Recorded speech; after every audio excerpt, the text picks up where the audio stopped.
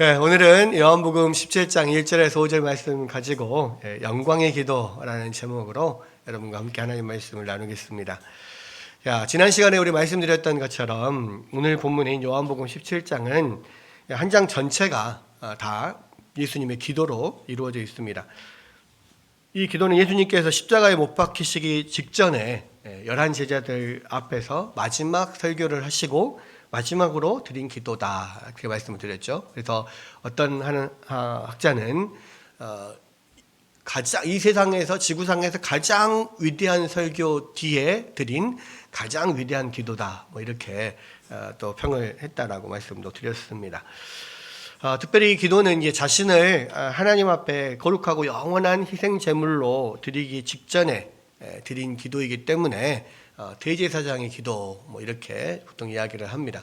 그러니까 대제사장이 1년에 한 번씩 그 속죄일, 대속죄일에 지성소에 들어가서 모든 이스라엘을 대표해서 하나님 앞에 속죄 제사를 드리죠.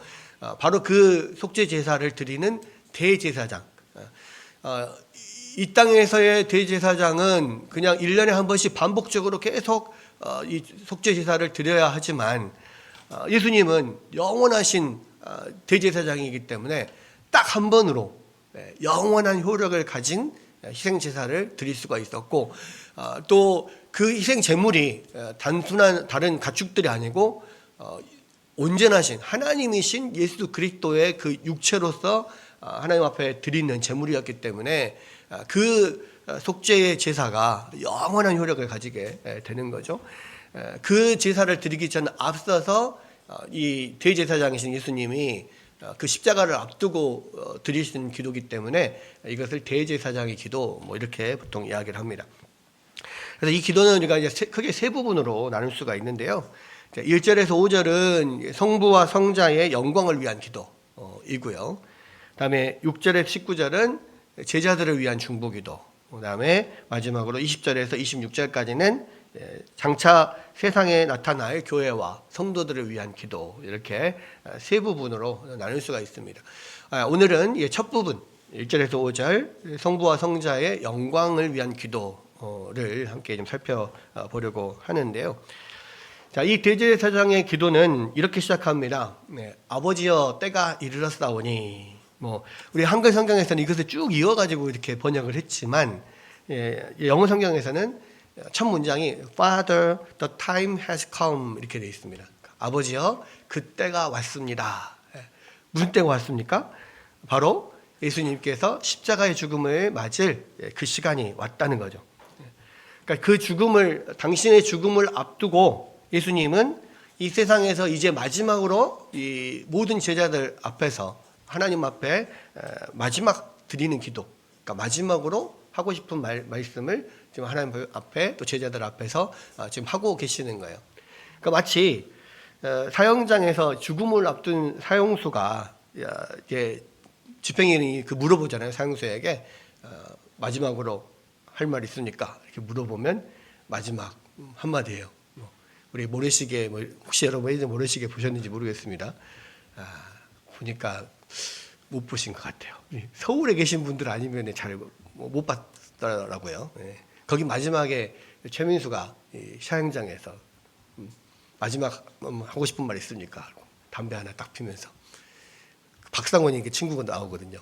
나 떨고 있냐? 뭐 이렇게 물어보는, 이게 되게 유명한 말이었는데 광주 사람들은 모래시계를 잘 못 봤더라고.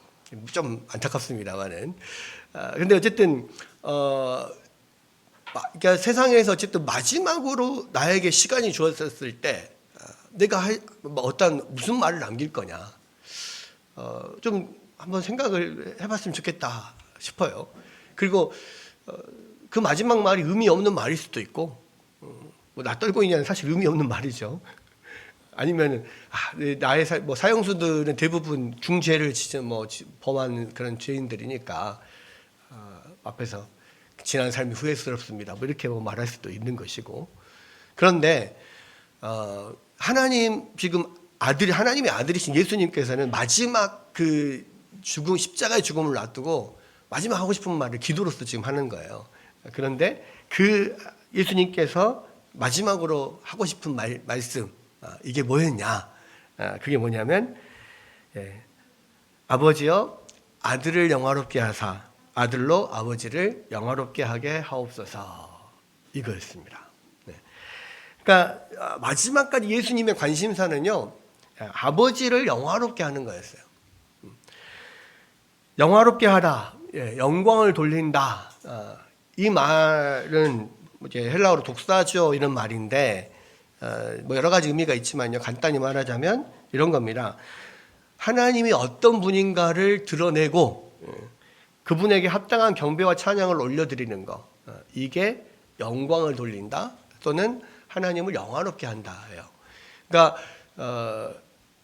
하나님께 영광을 돌리는 거 뭐냐면, 사실은 하나님의 그런 성품, 하나님이 어떤 분이신가, 이런 것들을 나타내는 것에 하나님의 영광이 사실 들어 있어요.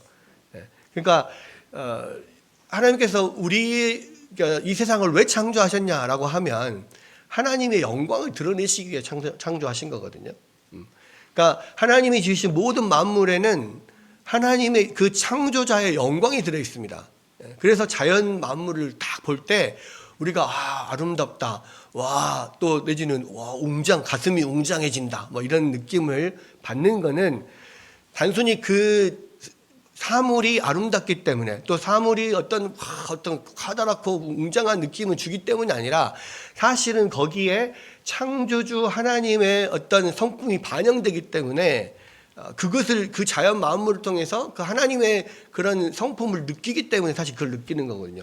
그게 하나님의 영광을 드러내는 겁니다. 그래서 이 세상을 하나님께서 왜 창조하셨냐면, 당신의 영광을 우리에게 나타내고 드러내시기 위해서 창조를 하신 거예요. 우리가 이 세상에서 하나님께 영광을 돌리는 것도 마찬가지입니다. 그래서 우리가 하나님 앞에 영광을 돌리고 하나님을 영화롭게 하는 것은 반드시 거기에 하나님이 어떤 분이신가를 나타내는 것이 포함이 돼요. 하나님의 성품, 하나님의 긍휼하심, 하나님의 의로우심, 하나님의 거룩하심, 이런 것들을 우리가 나타내면서 하나님 앞에 그에 합당한 찬양과 경배를 올려드릴 때 우린 그것을 하나님께 영광을 돌린다, 하나님을 영화롭게 한다, 이렇게 이야기를 하거든요.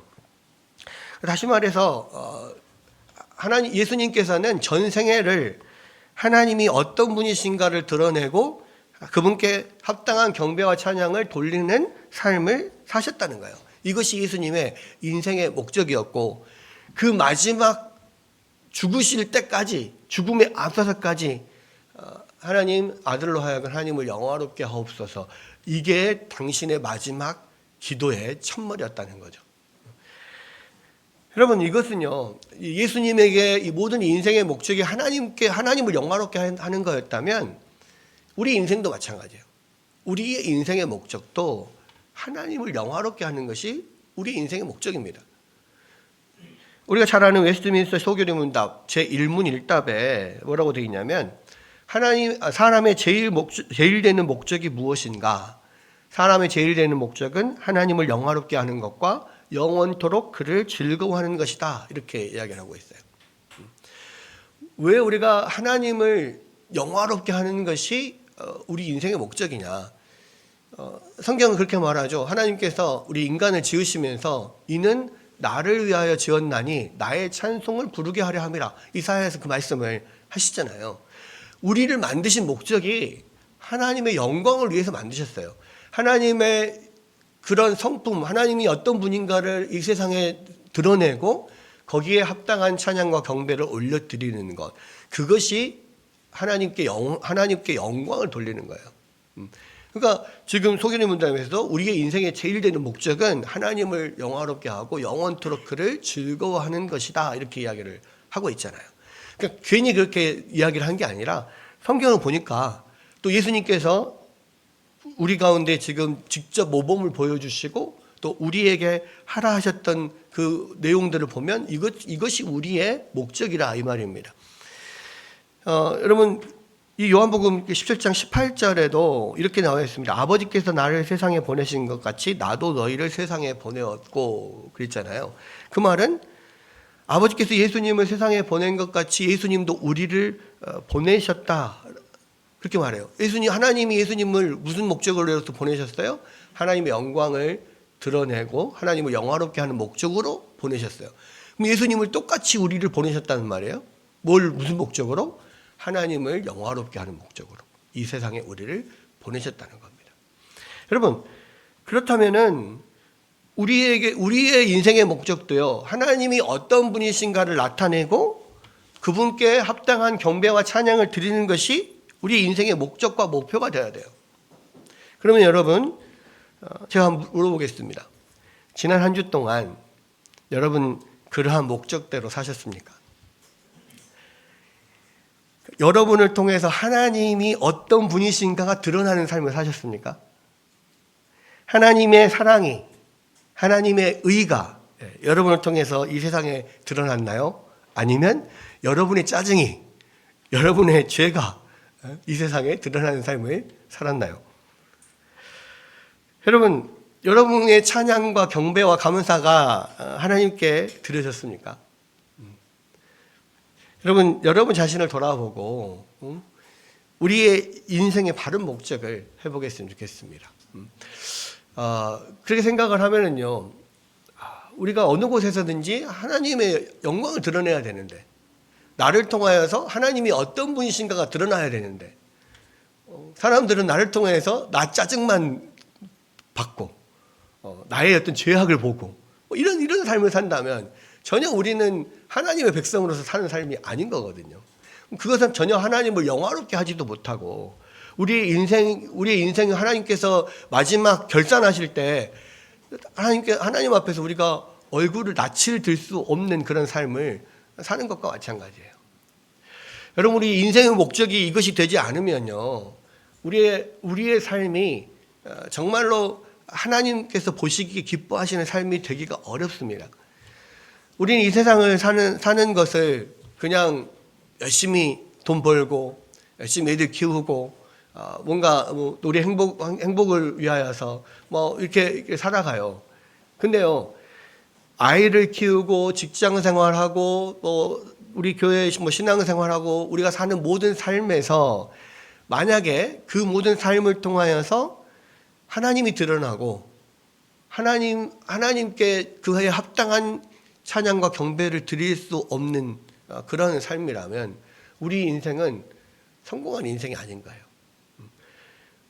우리가 지난 한 주만 한번 생각을 해봐요. 지난 한 주 가운데서 여러분의 삶에서 얼마나 하나님이 드러났나, 하나님의 성품이 드러났나, 여러분의 삶에서 얼마나 하나님께 경배와 찬양과 감사가 올려졌는가.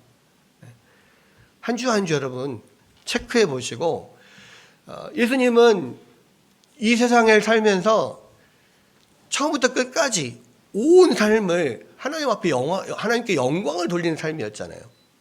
왜냐하면 전혀 그런 하나님 앞에 범죄하지 않고 온전한 순종을 통해서 끝까지 죽기까지 하나님 앞에 복종하심으로 우리 대신 우리가 이루어야 될 완전한 순종을 예수님께서 올려드리는 삶을 살았습니다. 그러니까 그 삶은 하나님 앞에 온전히 하나님을 드러내고 하나님께 영광을 돌리는 삶이 될 수밖에 없죠.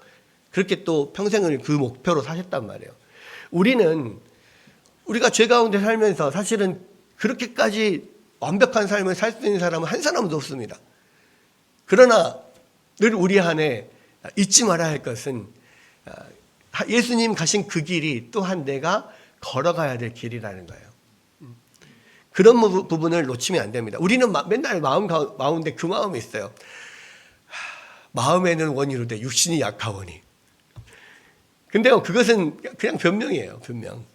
육신이 약한 거 알아요. 예수님도 아셔요. 그러나 우리가 비록 연약하지만 예수님의 길을 따라서 걸어가려고 하는 것과 육신이 약하니까 그냥 몰라, 그냥 내버려둬, 그냥 이대로 살자, 이렇게 퍼지는 것과는 다른 거라는 말이죠.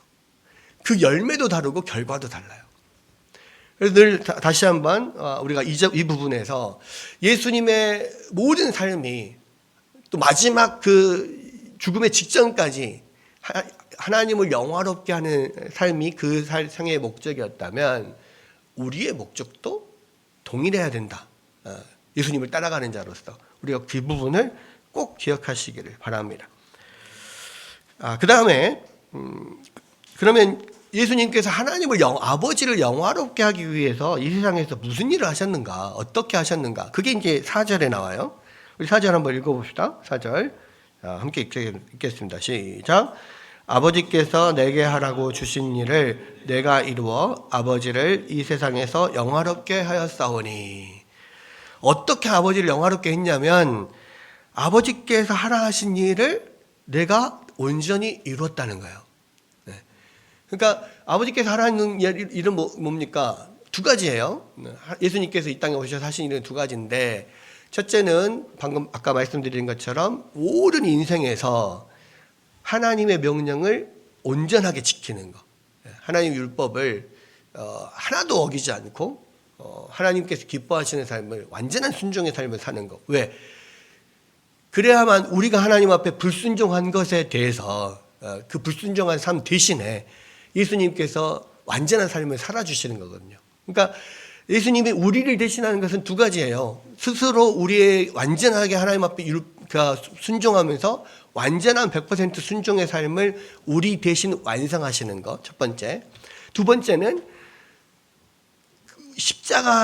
십자가에서 모든 우리의 인류의 죄악의 죄값을 대신 치르시는 거죠.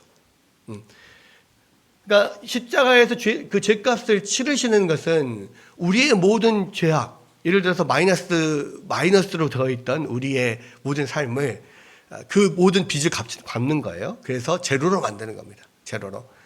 그게 이제 죄가 사해지는 거죠. 죄가 없어지는 거예요. 그게 이제 십자가의 죄값 치르는 겁니다. 그런데 우리가 이 제로가 되어서는 하나님 앞에 들어갈 수 없어요. 하나님 앞에 나갈 수 없어요. 왜? 하나님 앞에는 의인만 들어가거든.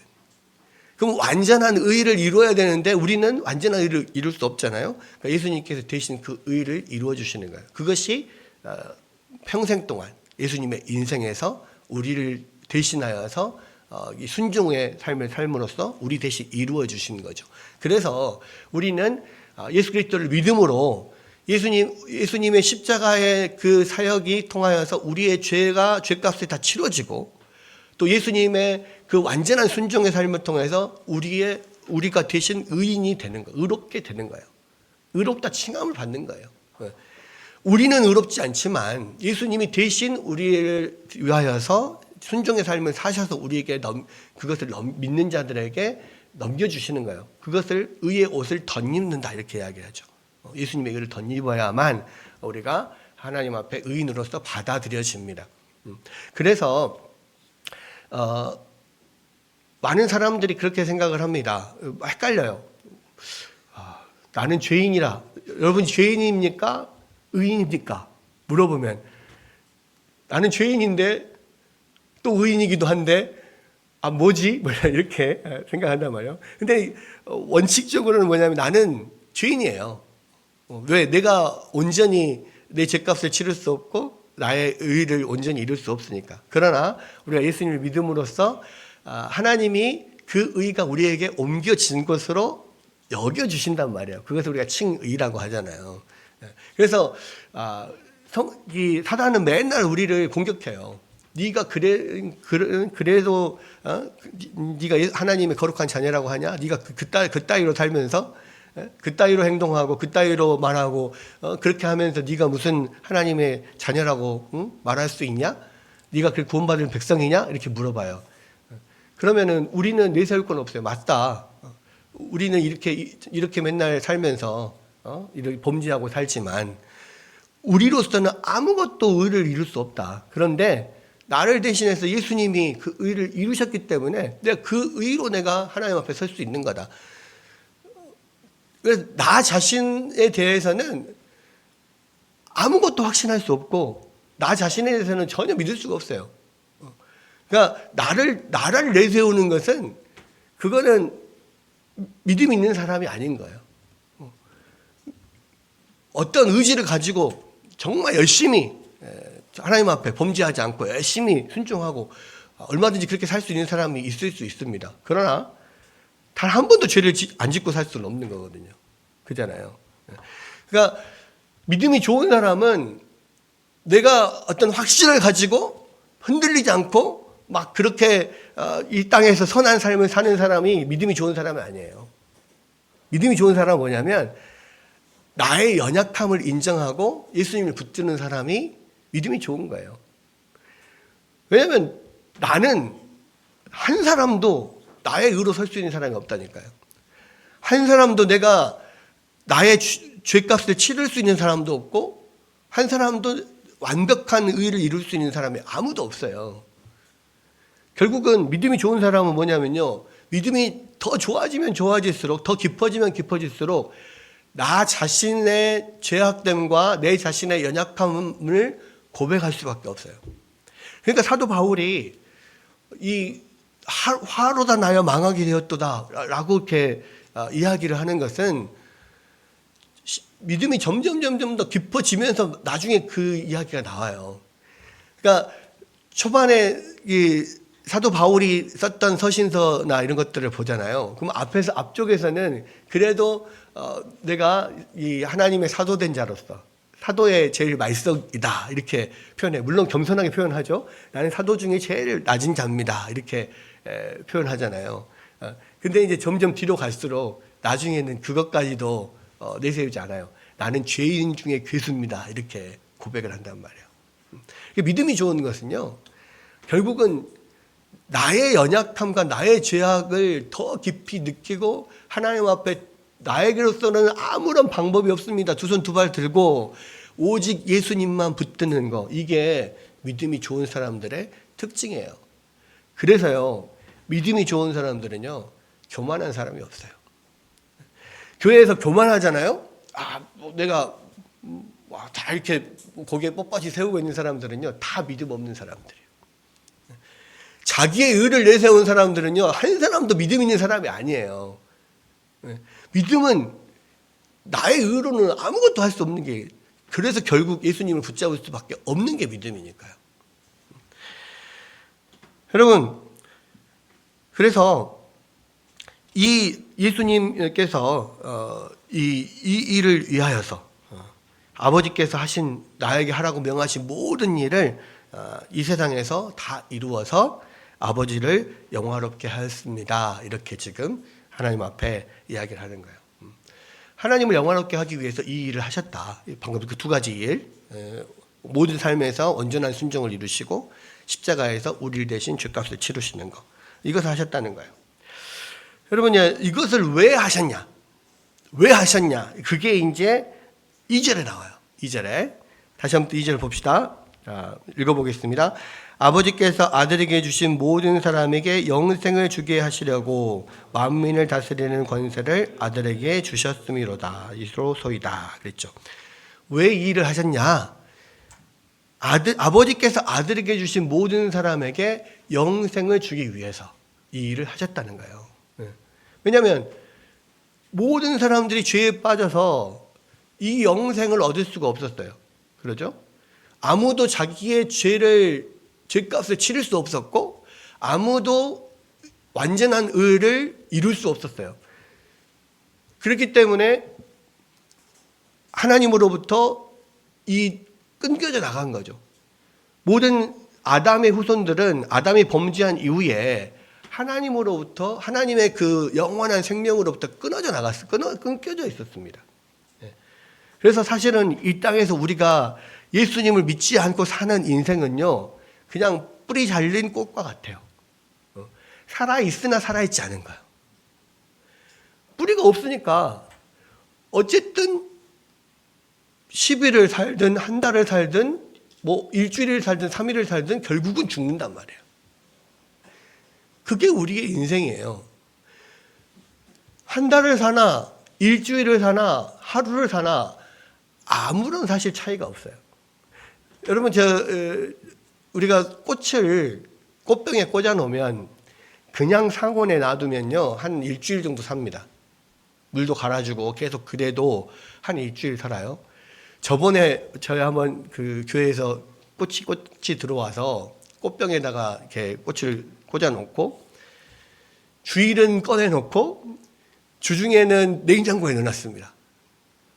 그 주일은 다시 꺼냈어요. 한 달을 살더라고. 와, 이거 꽃이 한 달을 살아요. 그래서 오, 대단하다 그랬는데, 그래봐야 한 달을 사나 일주일을 사나 결국은 죽어서 시들어서 시드레기통에 버려질 뿐이에요. 영원히 살 수 없어요. 한 달 이상 살 수 없어요. 인생도 하나님으로부터 끊겨져 나간 인생은요, 육체적으로 70이요, 80, 요즘에 100세 시대니까 잘하면 100세까지 살아요. 근데 결국은 모두가 죽어요. 모두가 죽는다는 것은요, 하나님의 생명에서 끊어져 나갔기 때문에 죽는 거란 말이에요. 뿌리가 잘렸기 때문에 죽는 거란 말이에요. 아무리 오래 살아도 지가 100년을 살아봐야 그래도 죽어요.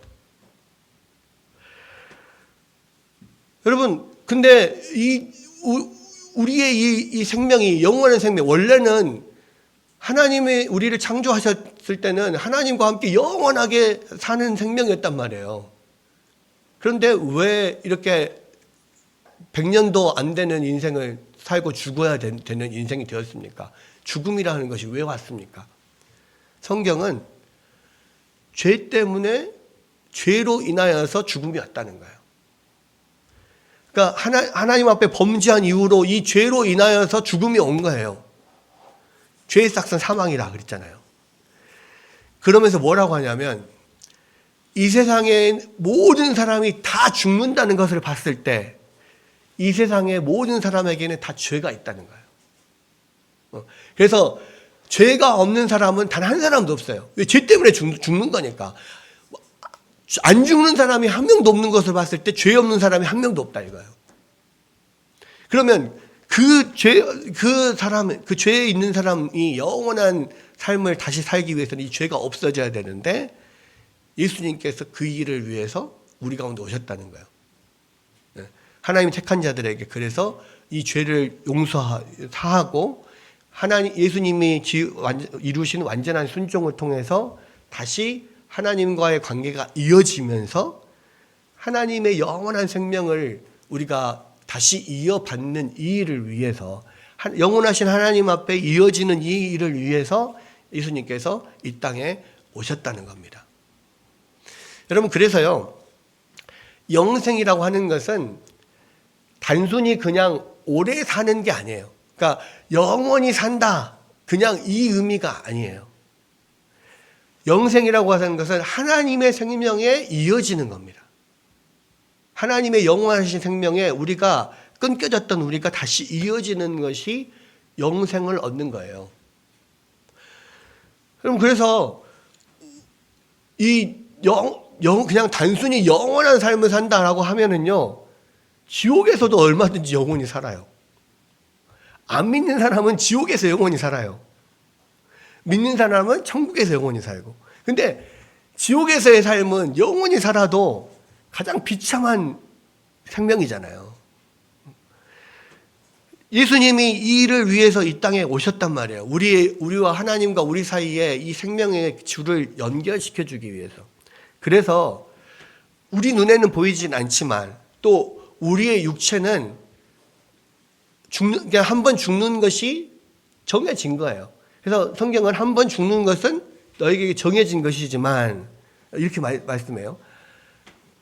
예수 그리스도로 인한 하나님의 은혜로 우리가 영혼이 살아나면 그 하나님의 주신 생명을 이 땅에서도 누릴 수 있고 또 육체는 죽으나 그것이 죽음이 그 죄의 싹이 아니기 때문에 그 죽음은 우리의 영혼이 하나님께로 가는 통로에 지나지 않는다.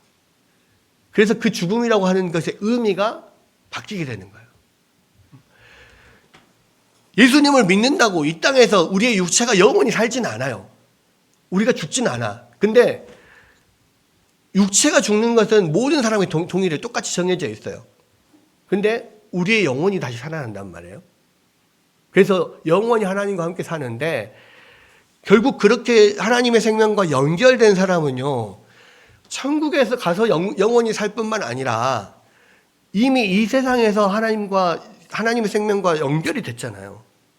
이 세상에서도 하나님의 그런 충만한 생명을 우리가 이곳에서 어느 정도 누리면서 살 수 있단 말이에요. 완전하진 않아요. 왜냐하면 이 땅은 여전히 죄악 가운데 있는 세상이고 죄 속에서 어떤 죄의 어떤 지배를 받는 세상이기 때문에 하나님의 영원한 생명이 이 땅에서 완벽하게 다 누려질 수는 없어요. 그러나 일부분은 우리 이 땅에서도 하나님의 생명이 연결되면서 이 땅에서도 살아갈 수가 있는 거예요. 또 그것을 느끼면서 살아갈 수가 있는 거예요. 그래서 이 땅에서 예수 그리스도를 믿는 사람들에게는 하나님의 생명이 우리 안에 들어와서 그 안에서 누리는 참된 기쁨과 영원한 행복과 이런 것들을 이곳에서 맛보며 살 수가 있는 거죠.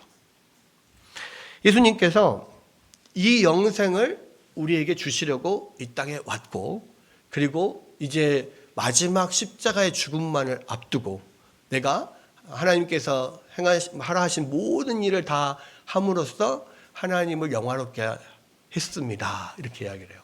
그리고 마지막 이제 남은 이 십자가, 이 절차, 이것을 밟기 위해서 이제는 하나님 앞에 나갑니다. 그런데 이것을 위해서 기도하는 이유는 뭐냐면 이 십자가가 보통 고통스러운 일이 아니거든요. 그렇잖아요. 그러니까 우리 이 다른 공간복음에서도 겟세마네 기도에서 예수님께서 정말 이 간절히 하나님 앞에 할 수만 있으면 이 잔을 나에게서 지나가게 하여 주시옵소서. 하나님 앞에 간절히 막 이 땀방울이 핏방울로 변하기까지 힘쓰고 애써서 그렇게 기도를 하셨단 말이에요. 물론 그러나 나의 뜻대로 하지 마시고 아버지의 뜻대로 하옵소서 이렇게 말씀을 하셨지만, 그렇게 간절히 기도한 이유는 뭐예요? 이 십자가가 얼마나 고통스러운지를 예수님이 아시니까. 예수님이 우리와 똑같은 육체를 가지고 인간의 대표로서 이 십자가를 감당해야 되잖아요. 근데 이 십자가는 육체의 고통뿐만 아니라 우리 눈에 보이지 않는 영적인 고통이 있단 말이에요. 그죠? 하나님의 모든 인류의 죄악에 대한 하나님의 진노가 예수 그리스도의 십자가 위에, 그 예수님의 연약한 육체 위에 모든 인류를 향한 하나님의 진노가 쏟아져 내리기 때문에 한순간에. 그러니까 육체적으로도 너무 고통스러운 거지만 그 하나님의 진노가 그 하나님 예수님의 육체에 쏟아지기 때문에, 영적인 그 진노가 쏟아지기 때문에 그게 너무 고통스러운 거예요. 그 순간에는 하나님 앞에서 인간의 대표로서 그 고통을 다 받아야 돼요. 예수님께서 그것을 완전하게 다 받아내지 못하시면 우리의 죄값을 다 치러지지 못해요. 그러니까 그것과 같은 거예요. 그 무너지는 댐을 뭐 예전에 그 무슨 네덜란드 소년인가 뭐 그 나오잖아요. 이 댐에 구멍이 뚫려서 이렇게 물이 새는 것이 점점 커지는 것을 보고 결국 그것을 막고 뭐 주먹을 넣어서 이렇게 손을 넣어서 막고 하다가 결국은 그 아이가 죽었다라고, 죽어서 이제 자기의 목숨으로 그 모든 사람을 살렸다 뭐 이런 이야기 나오잖아요. 마치 그것과 같아요. 그러니까 그 엄청나게 무너져 막 그 터지는 그 댐을 온 몸으로 예수님이 그 앞에서 막는 거죠. 그 막아요. 막 온 몸이 찢어지는 한이 있더라도 마지막까지 그것을 다 막아내지 못하면, 받아내지 못하면 다 죽는 거예요. 근데 그 고통은 엄청나죠. 자신의 육신이 그 물살에, 센 물살에 찢겨지는 고통이고, 심지어는 눈에 보이지 않는 영적인 그런 공격까지도, 또는 영적인 눌림까지도 그것을 다 받아내야 되는 거니까. 근데 그것을 그냥 하나님으로서 막는 게 아니라 하나님의 능력으로 그것을 받는 게 아니고 여러분과 똑같은 이 연약한 이 육신을 가지고 그것을 다 감내해야 된단 말이에요. 그걸 성공하지 못하면 우리 죄값을 치를 수 없고 오두를 구할 수 없어요. 그러니까 그만큼 두려운 거거든요. 근데 그 십자가를 이제 앞두고 있는 거예요. 그러니까 예수님께서 그렇게 하나님 앞에 막 힘써 기도하게 되는 것이고, 결과적으로는 그 기도하면서 나중에는 그 모든 것을 감내할 마음의 어떤 용기를 가지고 십자가를 향하여 나아가시는 거잖아요. 근데 여러분, 예수님께서 그렇게 하지 않으시면 우리는 구원을 받을 수 없어요. 그러니까 예수님이 찢겨지는 그 육체를 보면서 우리는 할 수 있는 일이 없어요. 제발 버텨주십시오. 제발 버텨주십시오. 이거밖에 할 수 없는 거예요. 많은 사람들이 그래요. 예수님이 십자가를 지는 것을 그냥 쉽게 지는 줄 알아. 왜? 예수님은 하나님이니까. 근데 아니에요. 여러분과 똑같은 육체를 가진 그런 사람이라고. 사람으로서 지금 하나님 앞에 나간 거예요. 그게 참 의지만 가지고 되지 않대요.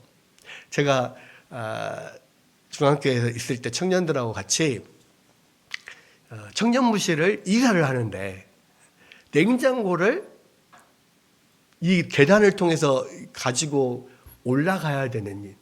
왜냐면 엘리베이터 들어갈 수가 없어가지고. 청년 4명이서 그때 저와 함께 포함해서 냉장고를 4명이서 귀퉁이를 하나씩 들고 올라가는데요. 너무 무거운 거예요. 근데 이거 그 올라가는 도중에 막 계속 팔이 떨어지고 이게 막 이 냉장고를 놓치게 되는 그런 상황인 거예요. 근데 문제는 한 사람이 냉장고를 놓치잖아요. 한쪽이. 그러면은 냉장고가 올라가는 도중에 계단에서 막 굴러 떨어지게 돼 있어요. 그러면 한 사람이 놓치면 이 3사람은 다 거기에 휩쓸려 가지고 다치고 막 힘들게 되고 냉장고는 바닥으로 떨어지고 이래요. 그러니까 죽을 힘을 다해서 막 안 돼! 막 이 붙잡아! 막 안 돼! 막 서로 막 이렇게 하면서 아우 야 막 붙잡아! 막 이렇게 하는데 의지만 갖고 안 되더라고. 의지만 갖고 안 돼.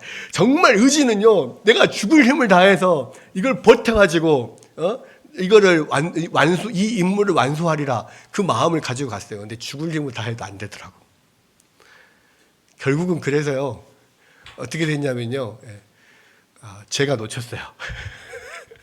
그리고 내 쪽으로 막 흘러내려오게 되는데, 이제 그걸 막 이제 몸으로 막고, 어떻게 해서 겨우겨우 멈췄어요. 근데 그러면서 생각을 했습니다. 어떻게 해든 다시 또 이렇게 들어가지고 올리긴 올렸어요. 인간의 연약한 육체로 정말 감당할 수 없는 그 무게를 감당한다는 거는요, 진짜 쉽지 않아요. 근데 예수님이 그거를 하셔야 되는 그런 상황인 거예요. 그러니까 너무 두렵죠. 그러나 하나님께서 하신 일을 끝까지 이것을 완수해서 하나님께 영광을 돌리고 하나님을 영화롭게 하고자 하는 마음으로 예수님께서 십자가로 나가신 거거든요. 예수님은 지금까지도 모든 인간이 완전하게 이룰 수 없는 완전한 순종을 다 이뤘어요. 이제는 마지막 이 십자가를 앞두고 있어요. 이것을 완성해야만 하나님께 영광을 돌릴 수 있는 겁니다. 그 앞에서 예수님은 당신의 아들을 영화롭게 하사 하나님을 영화롭게 하게 하옵소서.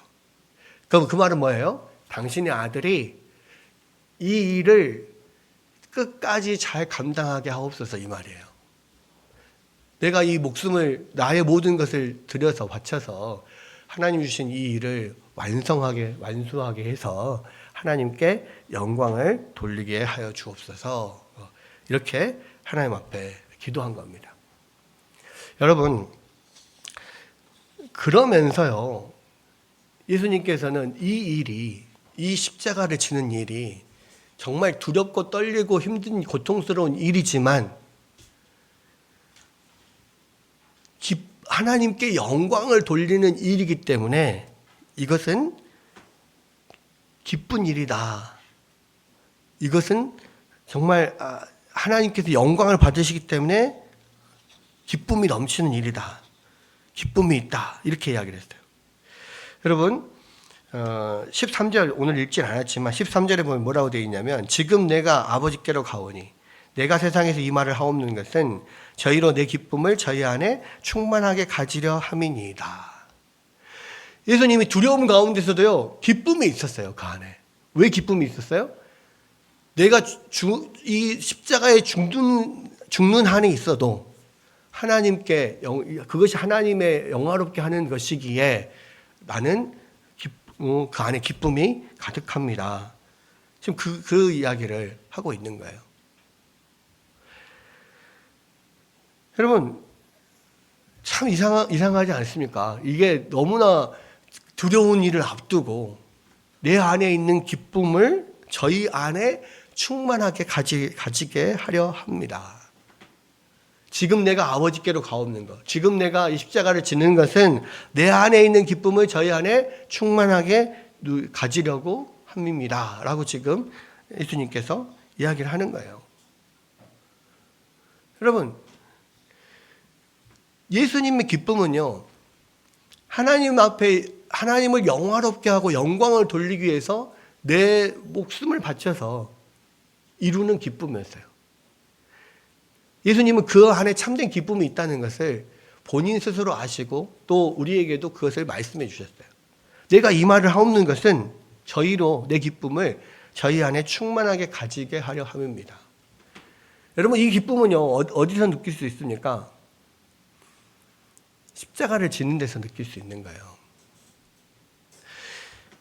여러분, 우리 안에 많은 십자가가 있습니다. 많은 십자가들이 있어요. 그런데요, 이 십자가들은 결국은 예수 그리스도의 뒤를 따라서 그 십자가를 짐으로써 하나님께 영광을 돌리기 위하여서 우리에게 주어진 거예요. 그리고 그 십자가를 질 때에 우리 안에 예수님 안에 있던 그런 참된 기쁨이 우리 안에 넘치게 되는 겁니다.